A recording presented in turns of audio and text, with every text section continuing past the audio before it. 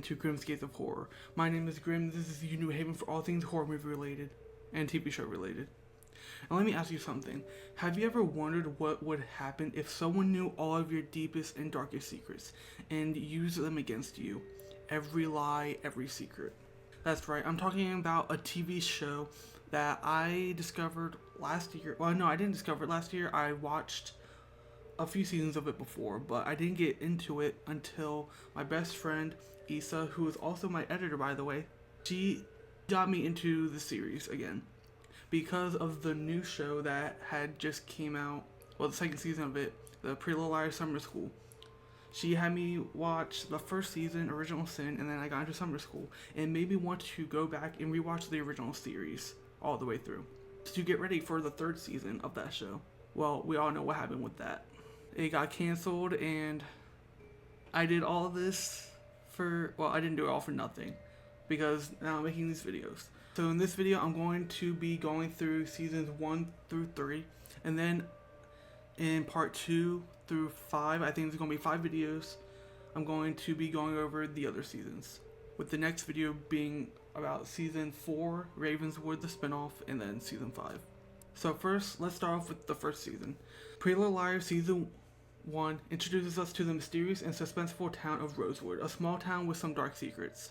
The first season combines the themes of friendship, betrayal, mystery, and identity, capturing you as it unravels the lives of 4 high school friends, Aria, Hanna, Spencer, and Emily, who come together a year after the disappearance of their friend Alison de Laurentiis.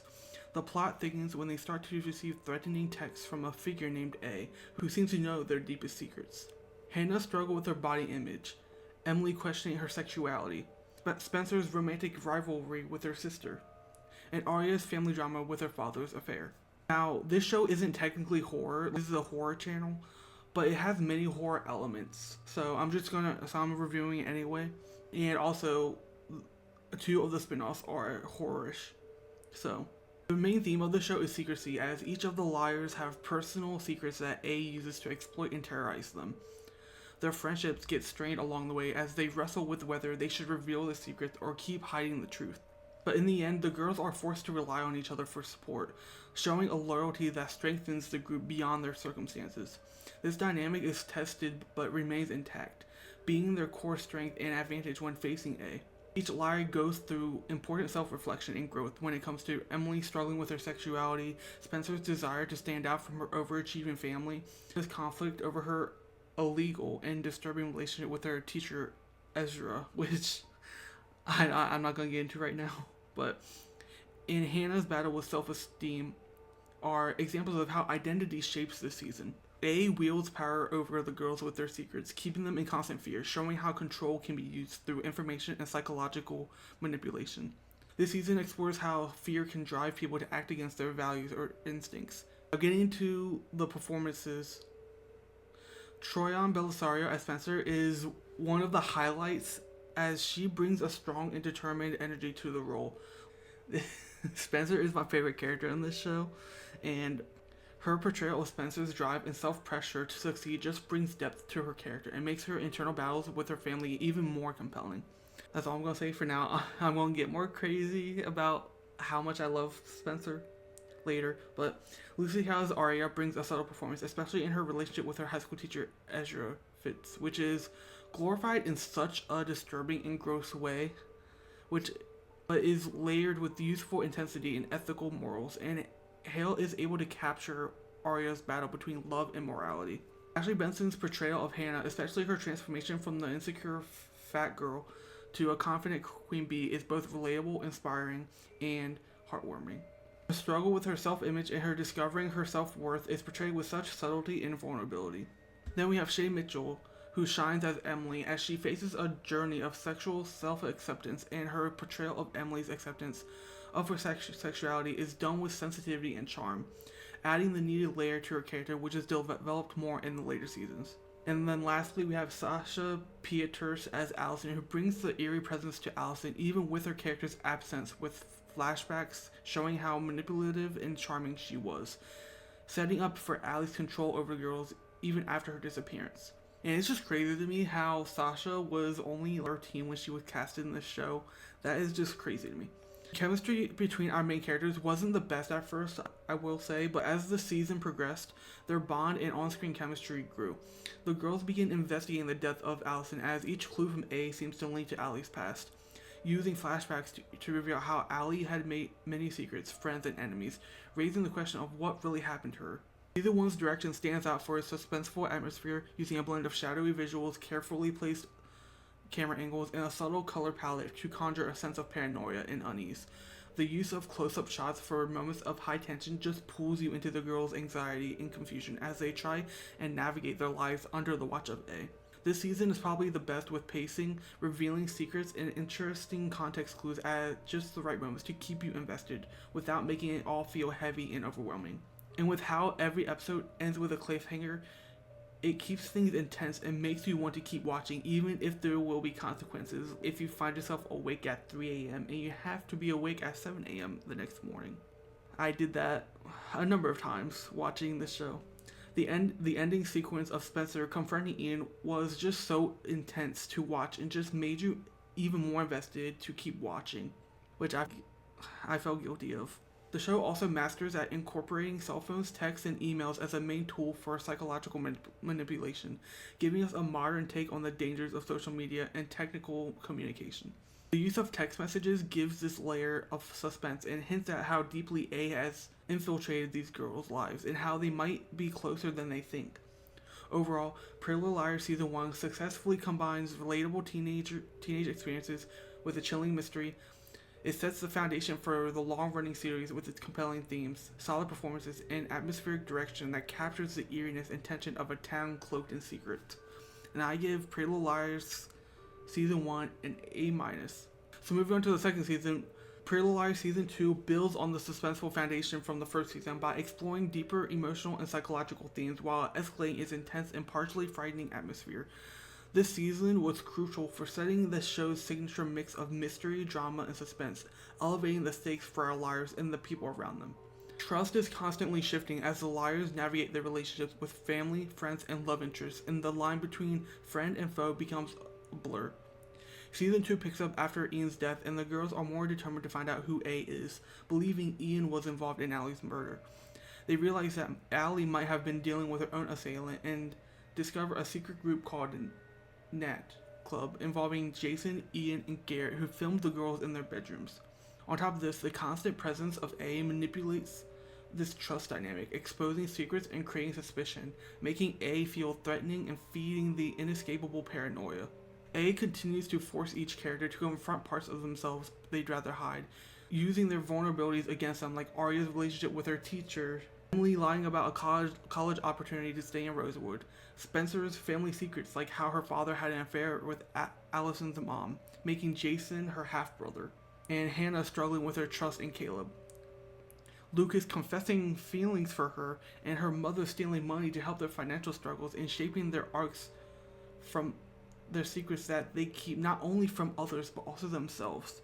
Season 2 also amplifies the emotional weight of being chased by anonymous antagonists, starting to dive into their trauma, which is portrayed by their responses to A surveillance, gaslighting, and threats, making them become more isolated and facing the reality of their survival might come at the cost of their sense of self or their values. The main cast continue to deliver subtle performances that ground the intense atmosphere.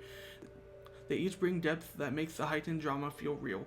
Tryon Belisario gives weight to Spencer while she constantly tries to take control of her surroundings, determined to get the upper hand all while battling inner demons. Hale's Aria captures a balance of teenage rebellion and emotional vulnerability, especially in her hidden romance with Ezra, which they reveal to her parents, and the outcome was just so satisfying. With Mike punching Ezra in the face and her parents refusing to accept this. If only that would have lasted a little longer. If you know, you know. I will get into that later in the video. But Emily is a grounded presence as she brings sensitivity and strength to Emily's journey of discovering herself and accepting who she is. Ashley Benson as Hannah adds a mixture of humor and heart which makes you smile and laugh, balancing the light moments with her weight of family struggles and self-image. Season two's direction gives a more moody, suspenseful visual style that enhances the story's atmosphere.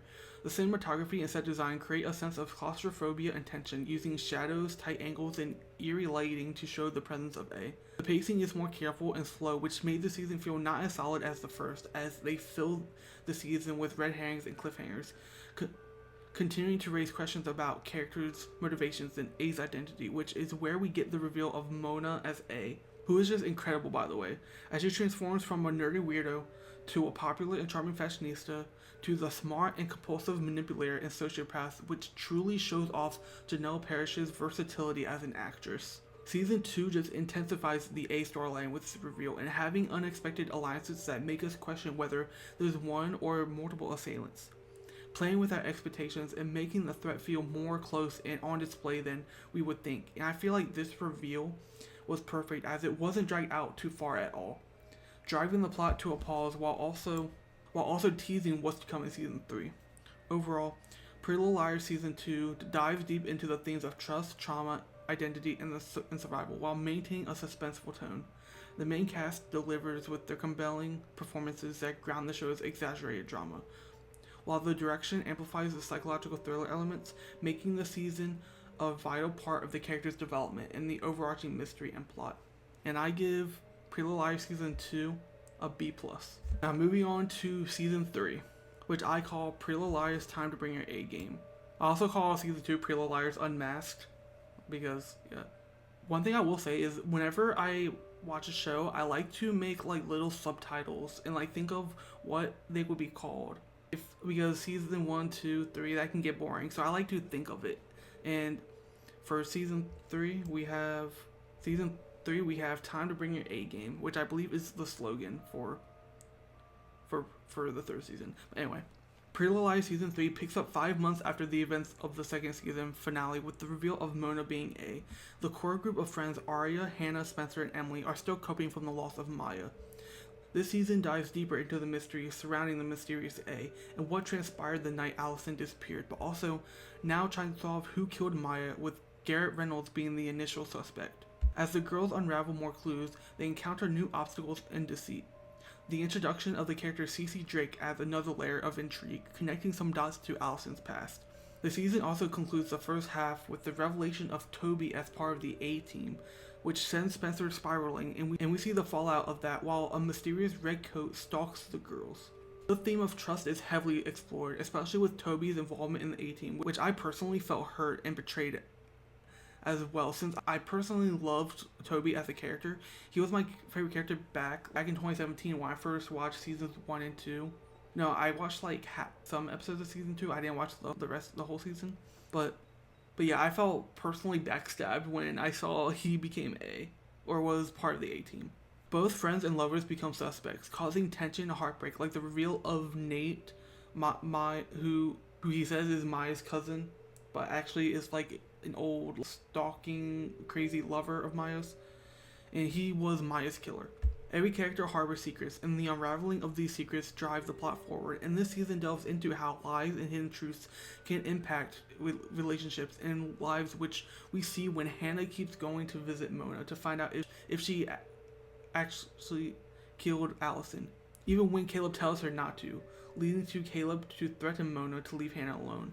We also learn that since season 2, Aria's parents have split, with her mother explaining that it wasn't Aria and Ezra's relationship, but the fact that her parents had married young and had grown apart. We see that Aria's relationship with her father is still messy, but it's completely reasonable why her father is acting the way he is. And it is so weird how the show tries to paint him as a bad guy, when really the bad guy should be Ezra. And like, it gets even more infuriating when like some things get revealed later in the show, where it's like, why would you portray this in this way? I swear, like later I'm going to get into like a full rant about this. Stay tuned for that in the next coming videos. But anyway, we also find out that Aria's dad is seeing his former college student again. Characters like Spencer go through significant transformation, grappling with their identities and the pressure of hidden truths, which Spencer's growth throughout the season was the biggest highlight for me, just because of how committed Troyan is to her role. She was just phenomenal. And I don't use that word lightly. Like, when starting to watch the show, I thought Aria or Hanna were going to be my favorite characters, but it surprised me when Spencer became the one that I was most intrigued by, and that I was just like, wow, this actress, not only that, but like her character was just so interesting to me.